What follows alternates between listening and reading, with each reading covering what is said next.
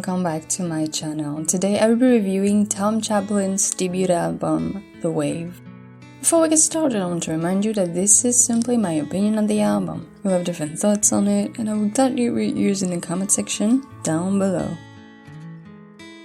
If you don't know who Tom Chaplin is, he is part of the band Keane, which is a band I used to love as a teenager. And it's been a couple of years since I've listened to them until recently, where I found out that Tom Chaplin released his first solo album last October, and I felt compelled to make a late review about it because this album is excellent. First off, this is a very personal album. Tom Chaplin has been going through a lot of drug abuse for the last few years, and he's been very open about it, which is why I mention it, because the album is centered on his experience and suffering, without ever falling into an album that could feel forced or self-pitying. Really, this album is touching and incredibly hard to get through because the pain is so apparent, like on the song Worthless Words. And even if you haven't been through this type of situation, I feel like we can all be compassionate and be touched by how beautifully well written this album is. I really have to give Tom Chaplin's a lot of applause because his lyrics, they are never over the top and they are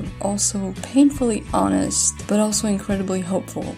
There's a clear theme going on with the album, which is water, whether it's on the album's title, The Wave, or on the song The River, and even more so present on the song I Remember You. It's a very revealing theme to use because in literature, water symbolizes rebirth and cleansing. And that is what this album symbolizes, a new, hopeful beginning. I know I've talked more so far about the emotional stake of this album, but musically, not only does the album know how to take it slow, but it never hesitates to go the up-tempo way and deliver some very fine songs. They can be as intense as Bring the Rain, but also lovely as Hold On To Our Love. This album has left me speechless at times. I never expected it to be so touching and wonderful. And this is the third British singer this year to do this to me. Before it was Claire Maguire and Rick Ashley. And all they have in common is to be very fascinating people that went through a lot of pain. And they come back with these very healing and beautiful albums. And that's why I give The Wave 5 stars. Thank you for watching. Don't forget to tell me what you think of The Wave down below, and I'll see you next time.